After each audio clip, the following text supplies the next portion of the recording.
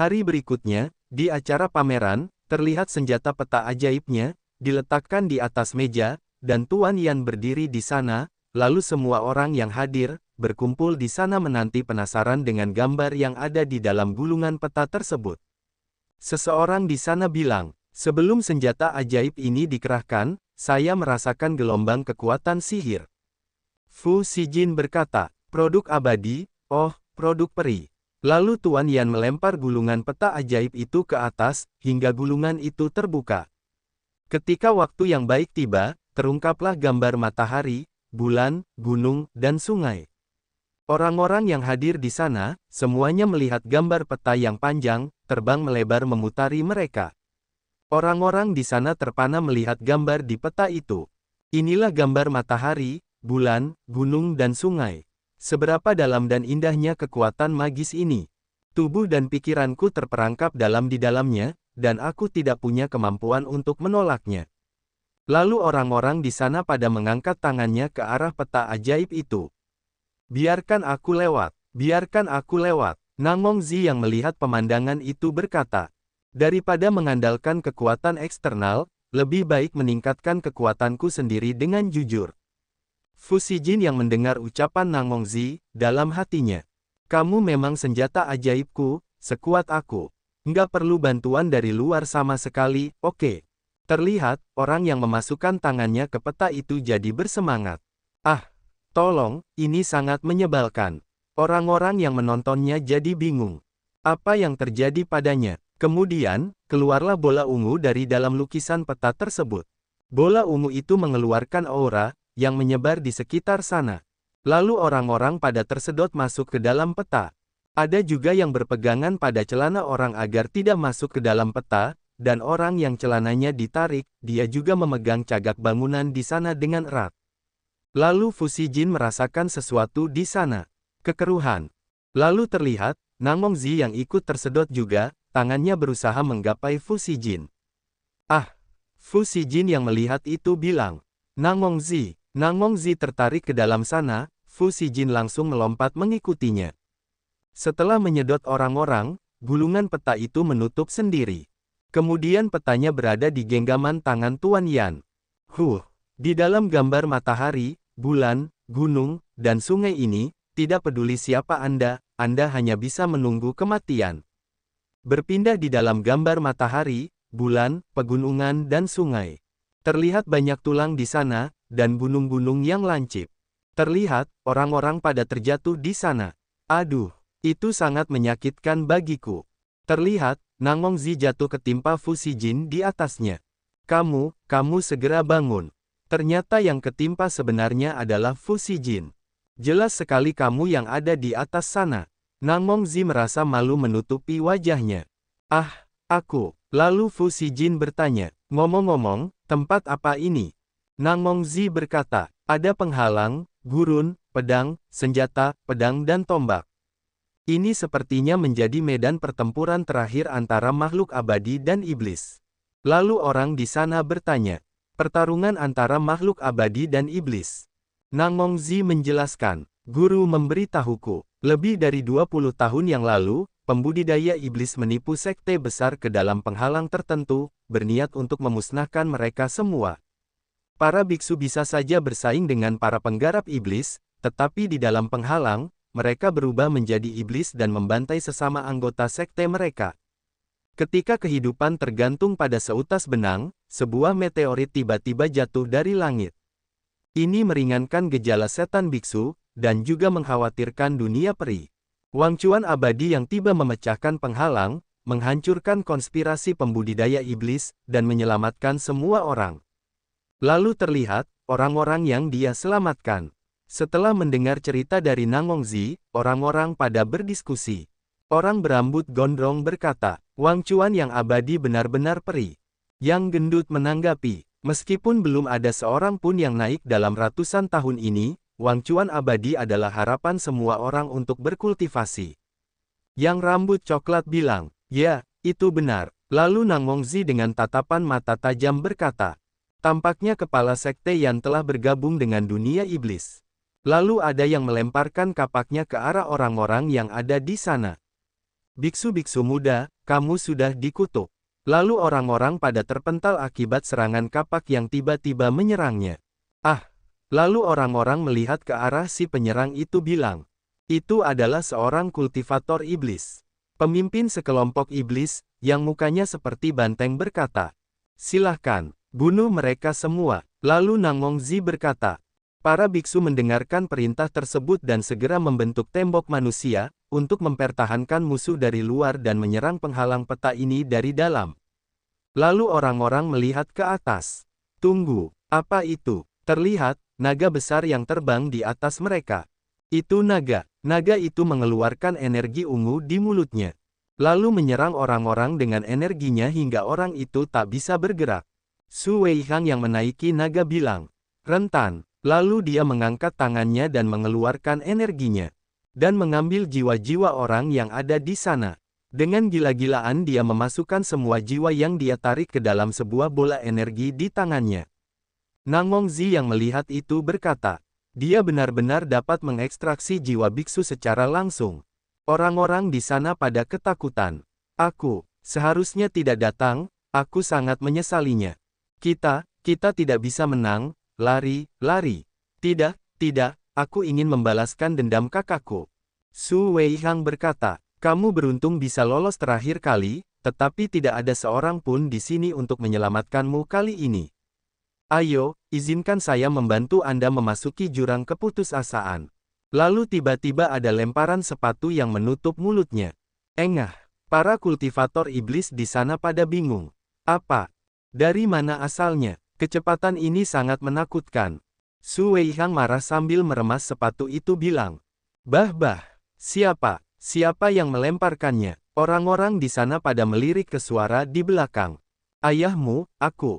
Fu Xijin berkata, entah raga diambil atau jiwa diambil, tidak bisakah kita mendapatkan sesuatu yang segar? Bahkan ketika Anda jadi seorang penjahat, imajinasi sangatlah penting. Lalu Nangongzi memukul kepala Fu Xijin. Fu Xijin, aku tahu kamu kuat, tapi dia adalah Raja Iblis. Tidak seperti sebelumnya, berhentilah pamer. Fu Xijin menanggapi.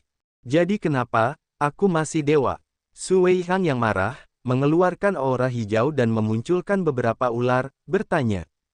Apakah kamu Fu Xijin? Sepertinya kamu sudah memikirkan cara untuk mati. Ada jalan menuju surga tetapi Anda tidak mengambilnya, dan tidak ada pintu menuju neraka tetapi Anda menerobos masuk. Raja Racun. Serangan Raja Racun ular hijau langsung meluncur ke arah Fu Xijin. Melihat itu, Fu Xijin dengan santai mengeluarkan energi biru di tangannya. Energi biru milik Fu Xijin itu, langsung menghentikan gerakan Raja Racun ular hijau. Su Weihang yang melihat itu jadi terkejut. Dan iblis lainnya juga bingung. Raja Racun Raja Iblis tidak bisa bergerak.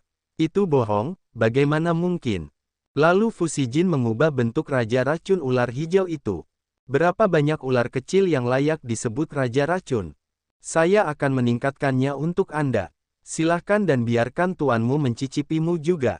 Lalu Raja Racun ular-ular hijau kecil itu, yang sudah menjadi besar menyerang ke arah Raja Iblis Su Weihang. Dia panik. Naga. Lalu dia langsung terbang menghindari serangan ular naga itu. Terlihat, energi biru itu masih berputar. Dan kemudian energi itu mengenai iblis babi. Su Weihang berkata, apa gunanya mencuri jurus besar orang lain? Itu tidak masuk akal. Lalu dia melihat ke arah bola energi penyimpanan jiwa. Dan kemudian mengambil jiwa-jiwa dari kumpulan kultivator iblis. Para iblis di sana berteriak. Raja Iblis, apa yang kamu lakukan? Kami adalah bawahanmu. Tolong. Melihat itu, Nangongzi berkata. Semuanya segera memasang perisai pelindung. Su Weihang memasukkan jiwa-jiwa bawahannya ke dalam sebuah pedang kuningnya. Nangongzi bilang, ukur langit, dan orang yang ada di belakangnya berkata, artefak kuno, penguasa yang bisa membunuh Raja Neraka di bawah dan para dewa di atas. Su Weihang sambil mengangkat pedang itu berkata, semut tetaplah semut. Kamu akan selalu menjadi manusia yang diinjak olehku. Setelah beberapa saat, energi kuning dari pedang itu semakin besar. Lalu Su Weihang akan menyerang Fu Xijin. Pergilah ke neraka. Dengan aura merah di sekelilingnya, Dia langsung maju menyerang Fu Xijin dengan pedang itu. Fu Xijin yang mengetahui dia akan diserang, dia masih berdiri dengan santai. Dan pedang kuning itu sudah dekat di depan wajahnya. Lalu Fu Xijin menyentuh bagian warna kuning dari pedang itu dengan santai. Su Weihang jadi terlihat panik. Anda sebenarnya menangkap penguasa pengukur surga dengan tangan kosong, siapa Anda? Fu Xijin menanggapi, tepatnya, saya seorang guru pembohong yang mengambil perdamaian dan cinta sebagai motonya. Su Weihang jadi ketakutan. Dalam hatinya, benar-benar omong kosong, kekuatan orang ini tak terduga, aku harus melarikan diri dulu. Lalu Su Weihang terbang kabur. Datanglah ke Jepang dan jaga dirimu. Fu Xijin bilang, hei, kamu belum mengambil barang-barangmu. Lalu Fu Xijin melemparkan pedang itu ke arah Su Weihang. Akibat lemparannya yang terlalu cepat, tubuh Su Weihang jadi tertembus pedang itu. Fu Xijin berkata, sudah waktunya untuk mengakhiri ini. Orang-orang di sana pada terdiam melihatnya. Lalu bersorak, ya, aku bisa pulang. Aku akan menghajar Tuan Yan segera setelah aku keluar. Kemudian Nang Hongzhi menghampiri Fu Xijin. Hebat, ada apa denganmu? Fu Xijin menjawab, ada yang salah. Terlihat, tidak ada pintu keluar dari lokasi itu. Si Weiku berkata, Guru, gambar matahari, bulan, gunung dan sungai adalah ruang tertutup yang hanya bisa dibuka dari luar. Fu Xijin bilang, tidak ada jalan keluar, jadi bukankah lebih baik jika aku menghancurkannya? Si Weiku menanggapi, jika dibuka paksa, ledakan luar angkasa akan mempengaruhi semua orang di sini. Nang Hongzhi bertanya, ada apa? Fu Xijin menjawab, saya perlu waktu untuk menyempurnakan kunci untuk membuka kunci peta gunung dan sungai. Dalam hatinya, hei, jika dia bangun, aku tidak perlu mengalami masalah seperti itu. Lalu ada dua orang yang jadi iblis. Takut, menyesal, menjauhlah dariku. Aku hanya ingin membunuh. Orang yang masih sadar bilang, Penatua Nanghong, tolong. Lalu Nang Hongzhi berkata, Anda pikir dulu kuncinya, saya akan menyelamatkan orang itu. Lalu Nang Hongzhi menebas dua orang yang sudah jadi iblis. Terlihat, tebasan energi pedang ungunya sampai membelah mereka. Lalu Nang Hongzhi mengingat yang dikatakan Fu Xijin. Kunci berbentuk ikan tidak hanya dapat mengunci segalanya, tetapi juga dapat membuka kunci segalanya karena membawa kuncinya. Nang Hongzhi yang sudah mengingat berkata, kunci, lalu mengeluarkan energi ungu besar dari tubuhnya. Di sana terlihat orang yang jadi iblis masih menyerang, membunuh, dan kemudian, energi Nang Hongzhi semakin besar hingga melambung ke atas, sampai mengenai dan melenyapkan orang yang jadi iblis tadi. Nang Hongzhi berkata, ribuan pintu tidak terkunci dan ribuan lampu menyala, obat untuk penyakit dunia dapat diselesaikan dalam satu kali kejadian. Fu Xijin jadi tertegun melihat itu. Di sisi Nang Hongzhi, dia mengeluarkan energi kuning yang bersinar terang. Membuka, lalu terlihat, ada pintu di tengah lingkaran portal di atas, kemudian dijebol oleh energi kuning milik Nang Hongzhi. Orang-orang berkata, pintunya terbuka. Pintunya terbuka. Mereka semua pada diturunkan di tempat aula Yan Ranzong. Hebat, akhirnya keluar. Lalu terlihat kaki Nang Hongzhi yang sudah mendarat. Lalu bergumam, apakah aku benar-benar miliknya? Kemudian Fu Xijin bertanya, apakah kamu sudah mengingat semuanya? Apakah Anda merasa saya sangat tampan saat ini dan ingin meneriakkan kata, guru? Jangan takut, jangan malu, teriaklah dengan berani, senjata ajaibku. Nang Hongzhi bilang, kamu, jangan datang ke sini, lalu menampar Fu Xijin. Engah, Fu Xijin berkata, dia jelas sudah bangun, kenapa dia masih memperlakukanku seperti ini? Si Weiku menanggapi, bukankah itu karena kamu pantas dipukul? Mendengar itu, Fu Xijin jadi marah. Apa katamu? Si Weiku bilang, izinkan saya memberitahu Anda, berapa banyak poin kesukaan yang tersisa untuk berhasil. Fu Xijin berkata, hebat, aku bisa kembali ke alam dewa. Dewa hujan dewa api pasti sangat mengkhawatirkanku. Berpindah di alam dewa, saat ini di dunia para dewa. Terdengar suara, 3 dengan 2, saya akan mengikuti salah satunya. Lulus, tunggu, raja kecil. Terlihat dewa-dewa lainnya, mereka sedang asik bermain kartu. Berpindah di Sekte Yan Ranzong. Di luar terlihat banyak orang yang tewas, dan ada asap hitam di sana, seperti ada pertempuran besar. Ya Tuhan, datang dan lihat. Lalu ada pesan-pesan dari bangau kertas yang menghampiri orang-orang yang telah keluar dari gambar peta. Pesan itu berkata, Kepala Sekte Yan memberontak, iblis menyerbu, murid Sekte Cermin Qingsha segera kembali ke Sekte. Murid Tianshu Yise, harap segera kembali ke Sekte Anda. Lalu Nang Hongzhi juga menerima pesan bangau kertas. Ah Zi, kamu dan si Jin cepat kembali. Nang Hongzhi berkata, itu guru. Lalu Nang Hongzhi bergegas pergi ke Sekte dengan menaiki pedang. Fu Xijin yang ketinggalan bilang, Hei, tunggu aku. Terlihat, Fu Xijin pergi ke Sekte dengan menaiki kapal terbang.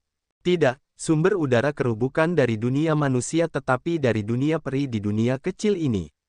Berpindah di Sekte Turunan. Terlihat para murid di sana pada saling menyerang, akibat ada yang menjadi iblis. Terlihat, Penatua Hong telah ditusuk pedang di perutnya. Ah, yang menusuk adalah kepala Yan. Saya ingin membalas rasa malu yang Anda berikan kepada saya ratusan kali. Penatua Hong dengan tubuh gemetar bilang, kamu penjahat tercela. Lalu Nang Hongzhi sudah sampai di sana dan melihat gurunya. Guru, kepala Yan yang melihatnya datang jadi terkejut. Bergumam, Nang Hongzhi, bagaimana Anda keluar dari gambar gunung dan sungai? Tapi itu tidak penting lagi. Nang Hongzhi menangisi gurunya. Aku akan menyembuhkan lukamu sekarang. Kamu akan baik-baik saja. Lalu kepala Yan akan menebasnya. Pergi ke neraka. Lalu kepala Yan terkena serangan energi kuningnya Fu Xijin dari atas, sampai menembus badannya. Kamu juga akan melakukannya padanya. Pergi dan bereinkarnasi. Lalu Fu Xijin turun di dekat mereka berdua. Nang Hongzhi masih menangis. Guru, Penatua Hong menyentuh pipinya Nang Hongzhi. Ah Zi, kamu bisa bertemu dengannya, dan aku merasa lega sebagai seorang guru. Ketika Anda masih kecil, seberapa besar Anda bergantung pada guru Anda? Dan diperlihatkan kenangan Nang Hongzhi waktu kecil. Gurunya bertanya, Zi, apakah kamu sudah selesai melatih mantramu? Kenapa kamu kembali? Nang Hongzhi menjawab, Zi benci sendirian. Lalu gurunya menyentuh rambutnya bilang, haha, bocah nakal. Jangan khawatir, tuanmu akan selalu di sisi Zi. Lalu Nang Hongzhi memeluk gurunya berkata, ya, selamanya, kembali ke masa sekarang. Nang Hongzhi sambil menangis berkata, kamu bilang kamu akan selalu bersamaku. Setelah beberapa saat, terlihat, Penatua Hong sudah dimakamkan. Fu Xijin berkata, jika kamu ingin menangis, menangislah saja.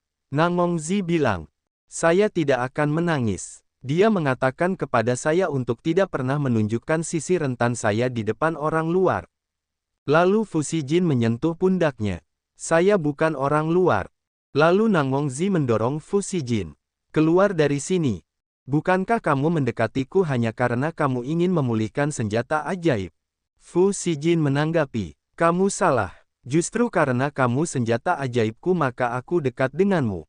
Nang Hongzhi bertanya, apa artinya? Fu Xijin menjawab, ketika saya masih muda, saya tidak memiliki ayah atau ibu, dan hanya harta ajaib seperti Anda yang menemani saya.